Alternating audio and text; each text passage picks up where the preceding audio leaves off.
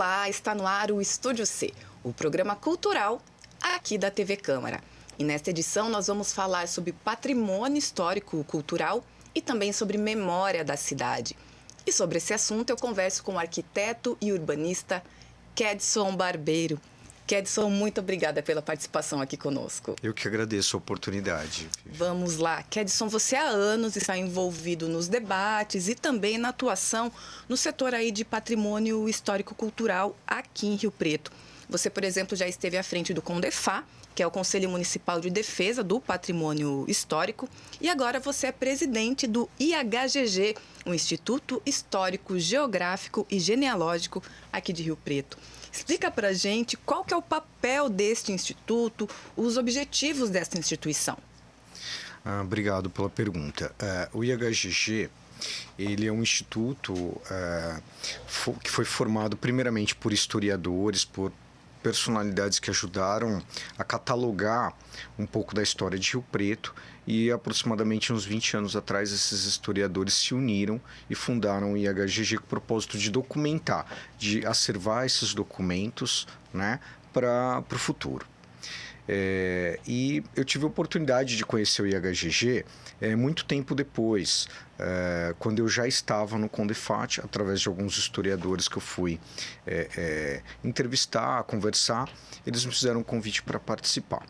E eu identifiquei que o IHGG ele era formado por várias pessoas, porém da terceira idade, tá? E nós chegamos a fazer alguns seminários, alguns encontros com algumas pessoas que a gente foi muito feliz naquele momento, porque muitos dos entrevistados naquele momento, muitos que participaram desse seminário, hoje não estão mais entre nós, em função da idade avançada. A partir daí me veio essa preocupação, né? Porque é um instituto muito rico, com muito material, porém a gente tem uma faixa etária de 80, 90 anos ali. Então eu senti a necessidade de provocar uma renovação, tá, dos membros desse instituto. E junto com o professor Fábio Vilela, que também já foi presidente do CONDEFAH. Professor da Unesp, né? Professor da Unesp, exatamente. A gente tomou um café e decidiu que a gente estava disposto a apoiar o IHGG de alguma forma. Procuramos os membros do IHGG, na pessoa do professor Agostinho Brandi, e o professor Agostinho falou assim: olha, vocês são muito bem-vindos, porque, de fato, a pandemia afastou muito todos os membros, eles são ainda da geração analógica, eles têm dificuldade de reuniões virtuais, de digitalização desse acervo, do material, enfim, eram inúmeros problemas para eles em função da idade, mas que para nós eram coisas mais simples. E aí me veio o convite se eu gostaria de assumir a presidência do IHGG. E com o apoio do professor Fábio Vilela, eu falei, tudo bem.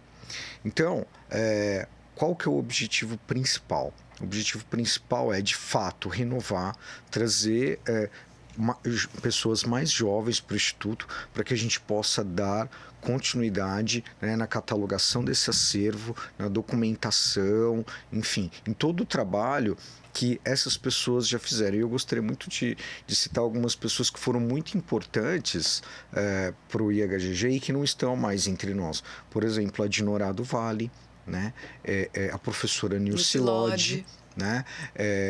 O Nelson Seixas, são pessoas que ajudaram a fundar o IHGG e que já partiram, né? Então a nossa preocupação hoje é receber todas essas informações, documentar todas essas informações para dar andamento. Inclusive o IHGG tem uma unidade, né? A sede fica no Centro Cultural da UD Jorge Simão, que é o prédio da biblioteca. Sim. Então lá nós temos a nossa biblioteca, nós temos parte do acervo lá e outra parte ela está guardada no outro local porque não coube tudo ali. Dentro do nosso plano para 2024, nós já estamos com um imóvel. A ideia é que a gente recupere esse imóvel, a gente vai ter que fazer uma adequação para criar o nosso centro de memória. Que legal! Tá?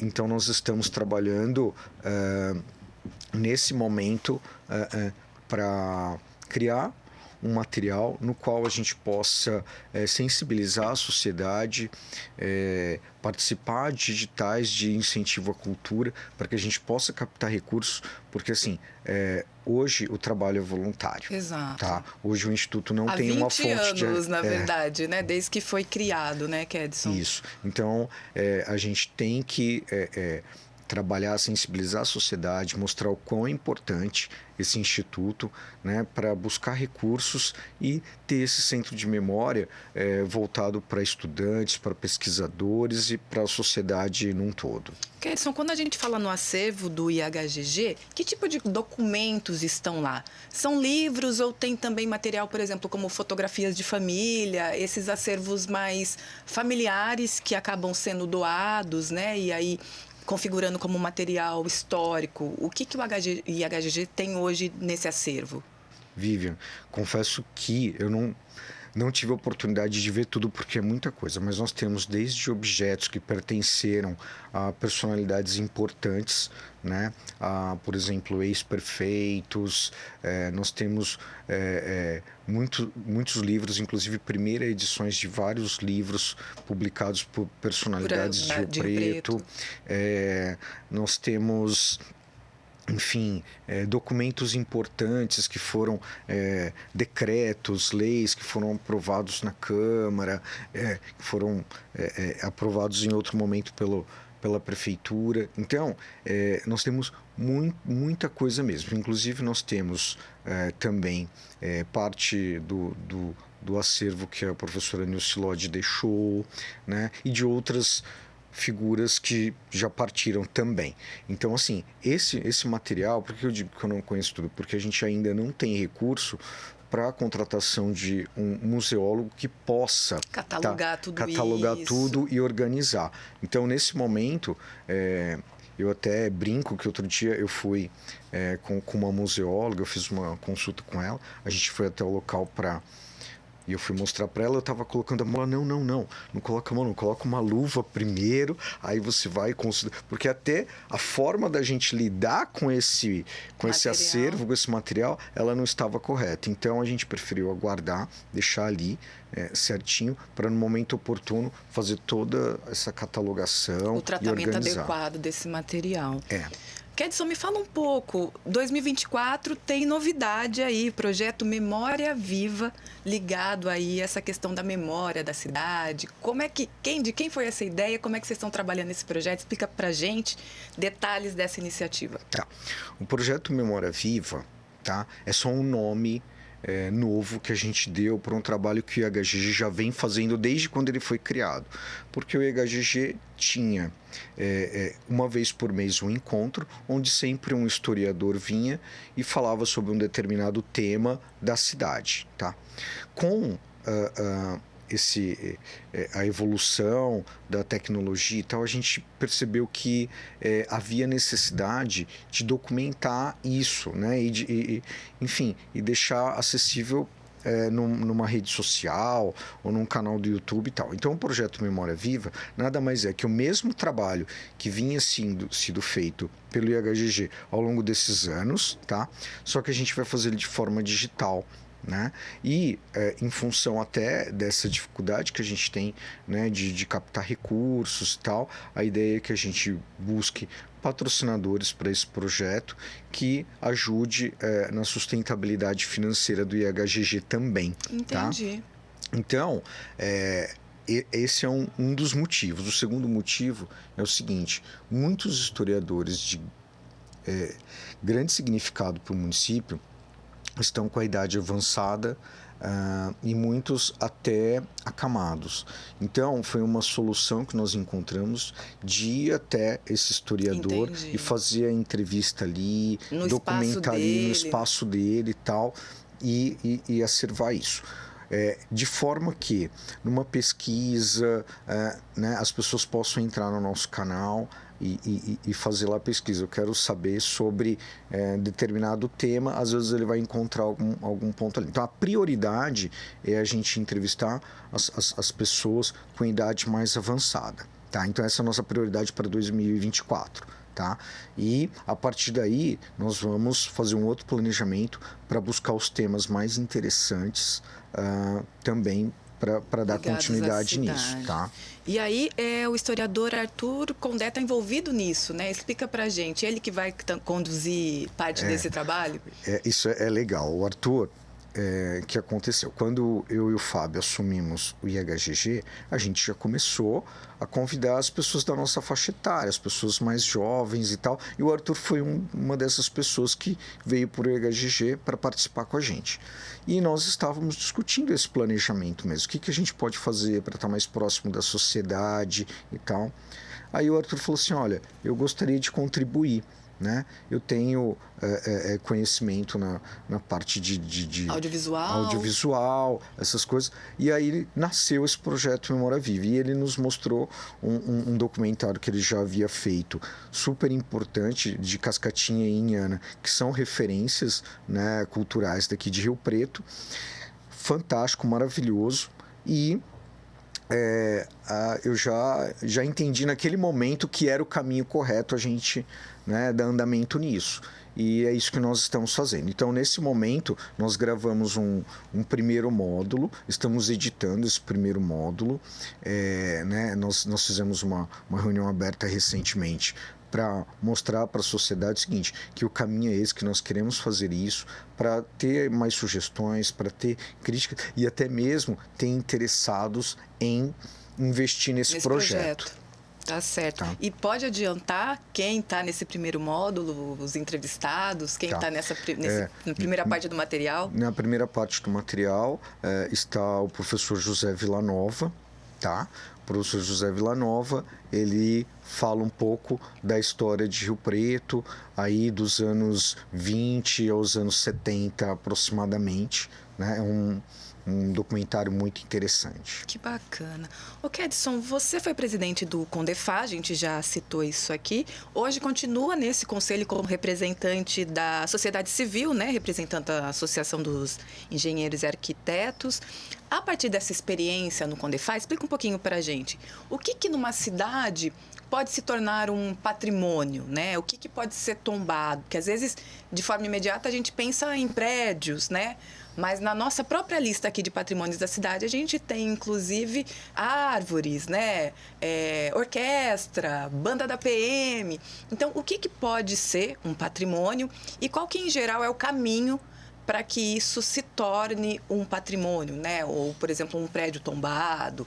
Como que é esse trâmite? Tá. Na verdade, é o seguinte.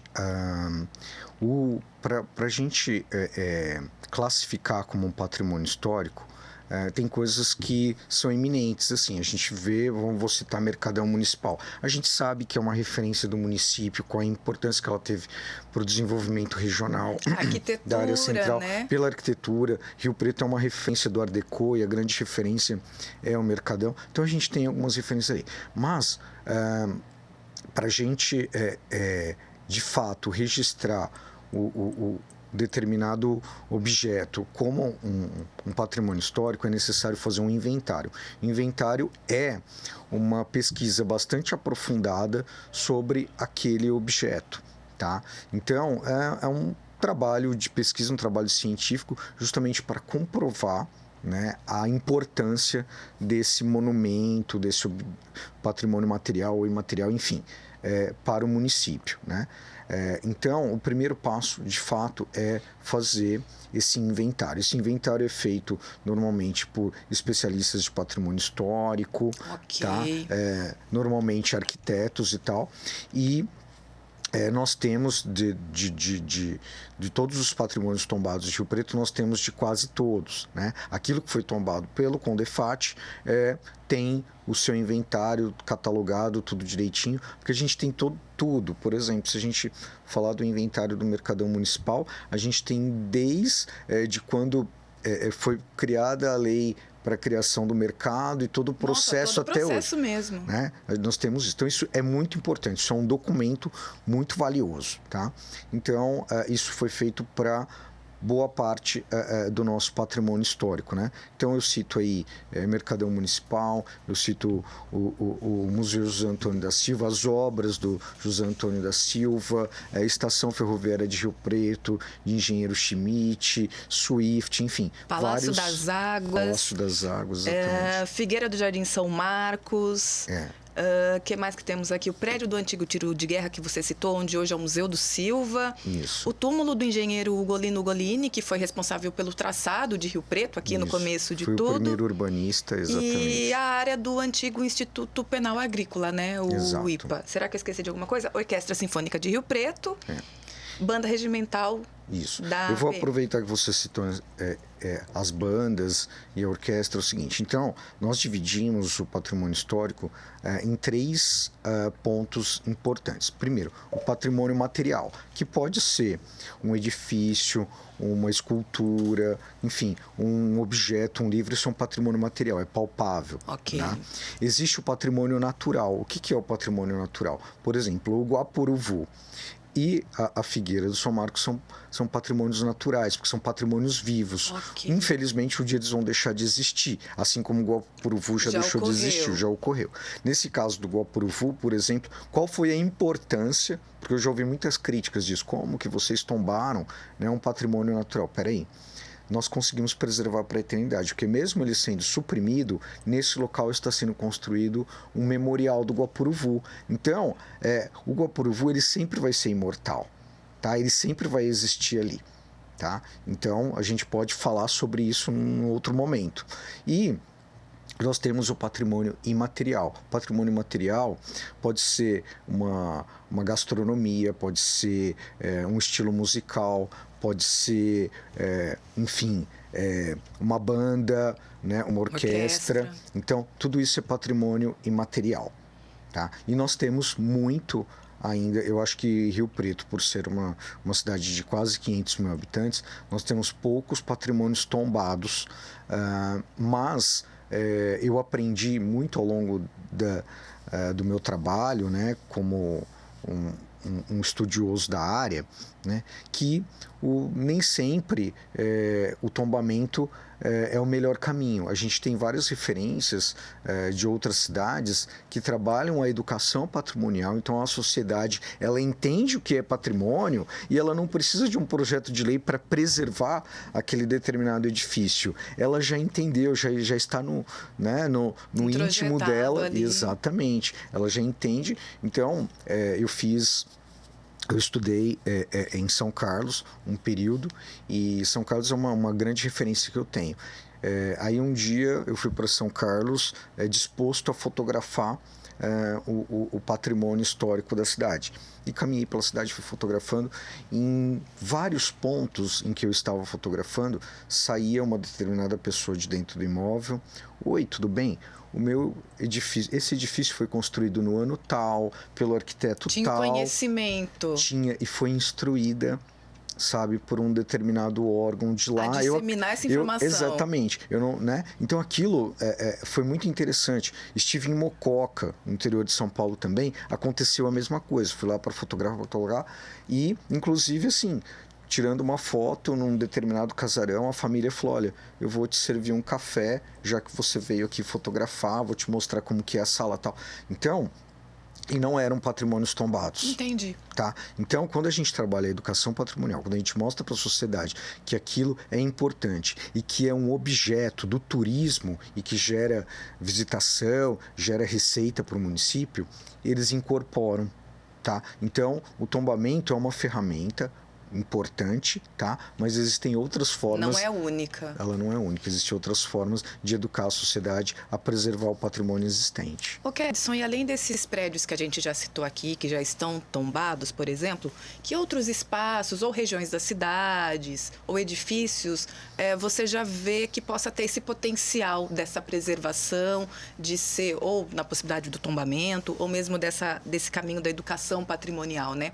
Que outros prédios emblemáticos aqui de Rio Preto têm esse potencial e ainda talvez não estejam sendo tratados com esse devido cuidado, vamos dizer assim.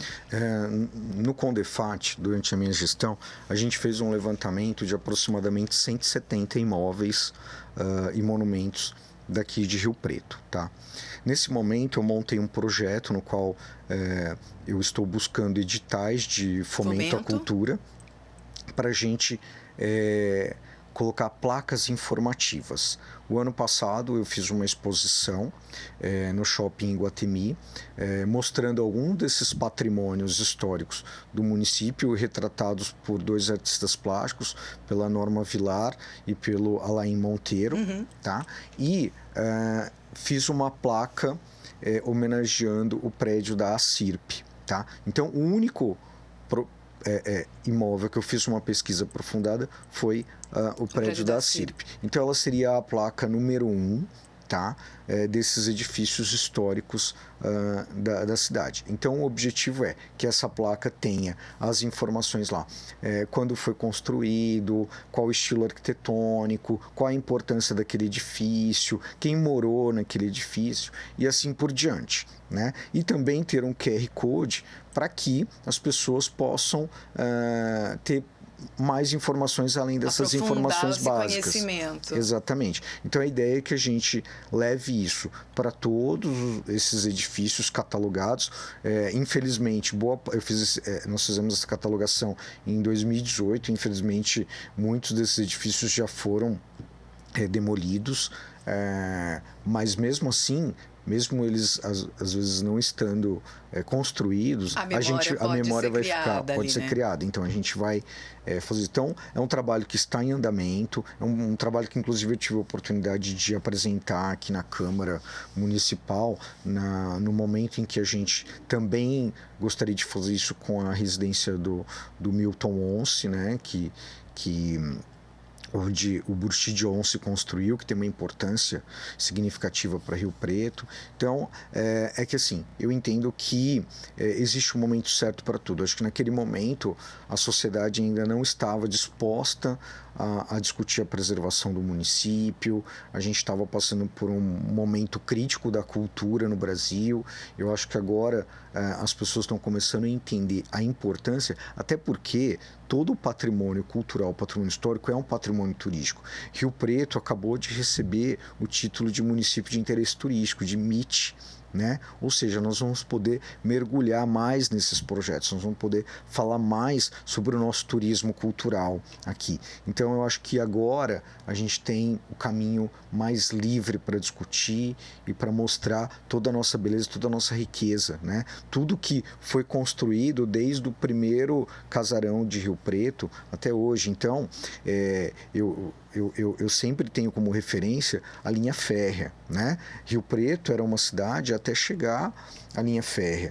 Depois de criada a estação, né? Por quase 30 anos nós somos a última estação do estado de São Paulo. Final, né? Ponto final. Isso gerou um fortalecimento da economia de Rio Preto, um aumento da população incrível, né? Então, as coisas se comunicam. Tudo isso é importante a gente registrar e, né, hoje as obras da estação ferroviária já estão em fase final. A estação ferroviária ela vai ser aberta à sociedade, a sociedade vai poder visitar, vai ter um museu sobre a história da ferrovia. Né? Já existe um museu dos comerciários, se eu não me engano. Enfim, nós vamos mostrar para a sociedade de onde veio Rio Preto, né? Rio Preto não surgiu assim, ela tem uma história, né? Eu costumo dizer como arquiteto, né, que os edifícios falam, os monumentos falam. Então a gente tenta mostrar um pouquinho de tudo isso, né? Dessa linguagem. Então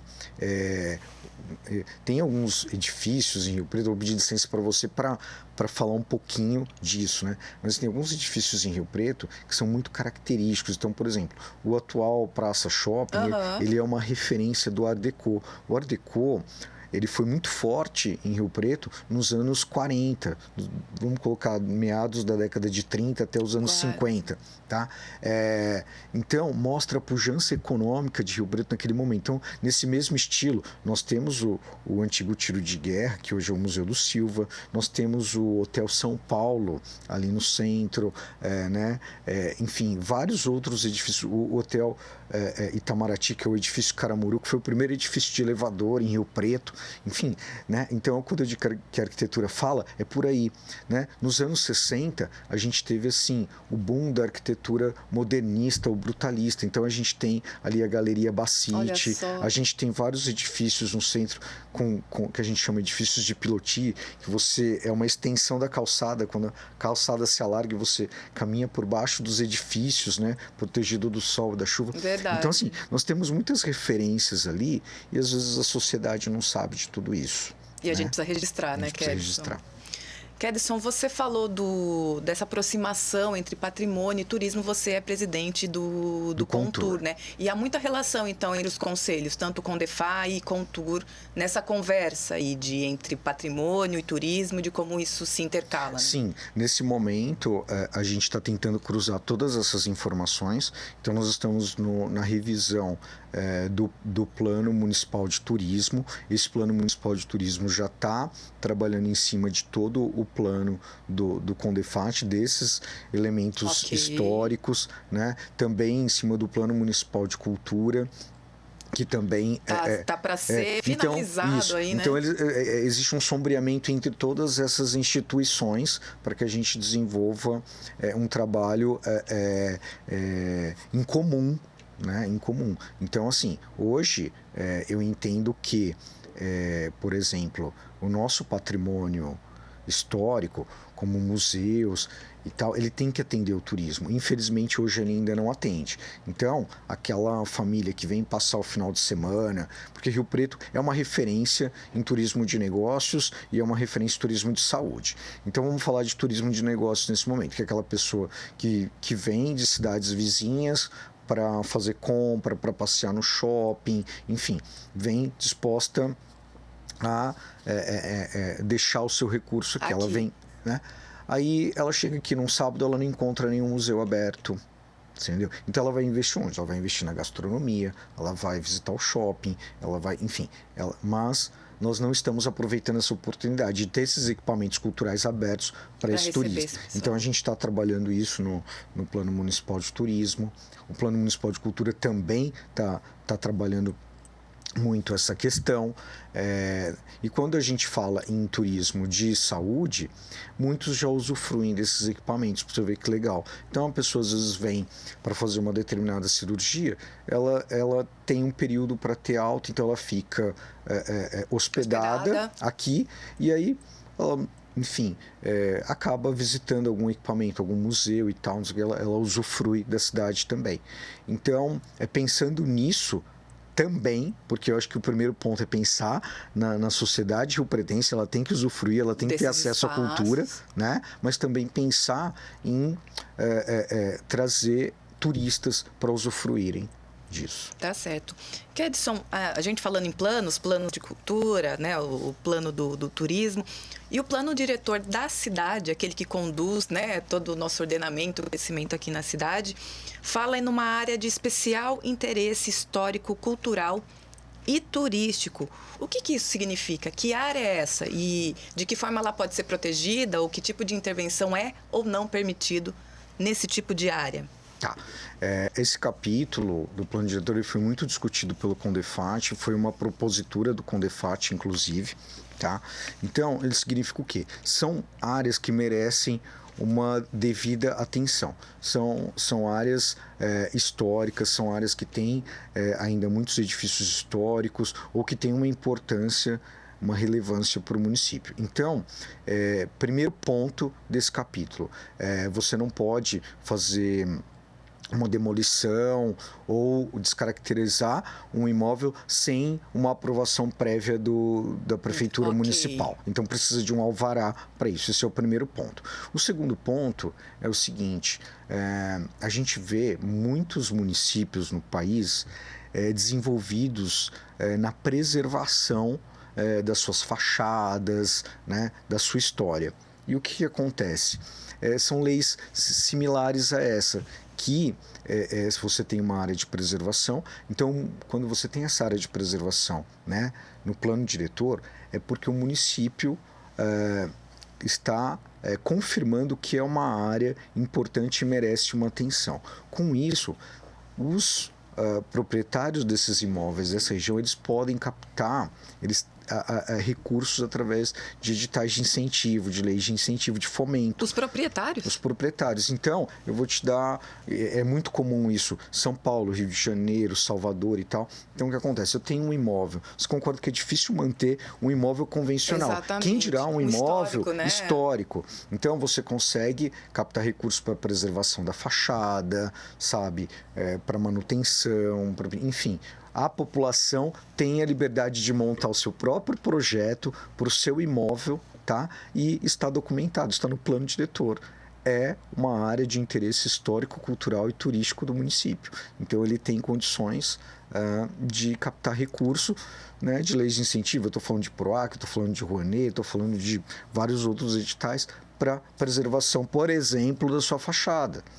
Que interessante. Tá? Então, isso já acontece nas principais cidades turísticas do país. Tá certo. E aqui, para a gente citar como exemplo, um exemplo de uma área desse interesse histórico que a gente teria aqui em Rio Preto, qual que seria?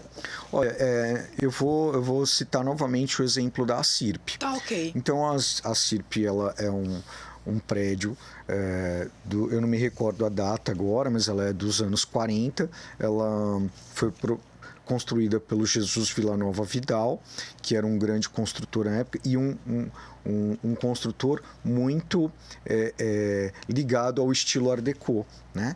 E então, um exemplo, hoje a CIRP, o prédio está lindo, maravilhoso e tal, mas no momento oportuno que ela precisar restaurar sua fachada e tal, ela não precisa usar recurso próprio. Entendi. Ela pode captar recursos de leis de incentivo para isso, por exemplo. Perfeito. Tá bom? E outra coisa que eu acho importante dizer, os patrimônios tombados também tem essa oportunidade, tá? Os edifícios tombados também. Então, quando a gente visita cidades históricas, às vezes você já deve ter visto assim. Por exemplo, vou falar do Teatro Municipal de São Paulo. Então, tem um dia que a visitação é gratuita. Exato. No Teatro Municipal de São Paulo. Por quê? Sempre tem que ter uma contrapartida quando você monta um projeto desse. E, normalmente, é uma contrapartida social. Então, no caso do Teatro Municipal de São Paulo, eles elegeram um dia da semana onde a entrada é gratuita para visitação. Então, toda vez que eu estou participando de um edital desse, eu tenho que pensar no lado social. Entendeu? Né? Então, eu tenho que dar esse acesso à população de alguma maneira para que ela venha usufruir disso. Então, para os patrimônios públicos tombados, isso também é possível também. Existem algumas regrinhas, então o município ele não pode ser proponente dessas leis de incentivo, por isso que a gente vê hoje muitas organizações sociais administrando museus, administrando centros culturais, enfim, justamente para poder fazer essa captação. Essa gestão e essa captação, exatamente. Kedson, a gente está chegando aqui ao fim da nossa entrevista e eu queria que você deixasse um recado final para quem está nos assistindo. Pelo rumo da nossa conversa aqui, a gente entende que a cidade se modifica, se atualiza, né, se movimenta, mas que a gente precisa pensar na memória para as futuras gerações, né? É esse o recado que você deixa? E de que forma todos nós, munícipes aqui, podemos ajudar, né, nessa preservação? Como é que a gente pode não deixar só isso para grandes organizações ou poder público? De que forma todos nós podemos colaborar na preservação dessa memória? Olha, existem várias maneiras, mas eu acho que assim, o primeiro ponto é observar mais a cidade. Eu acho que a cidade tem muito a dizer, muito a falar. E Rio Preto é uma cidade relativamente nova. Exato. E boa parte da população não é nascida aqui, ela veio para cá. Então, às vezes, ela não conhece a nossa história. Então, é importante essa atenção, esse olhar para o município e tal. E entender que existem instituições preocupadas com a preservação dessa memória, tá?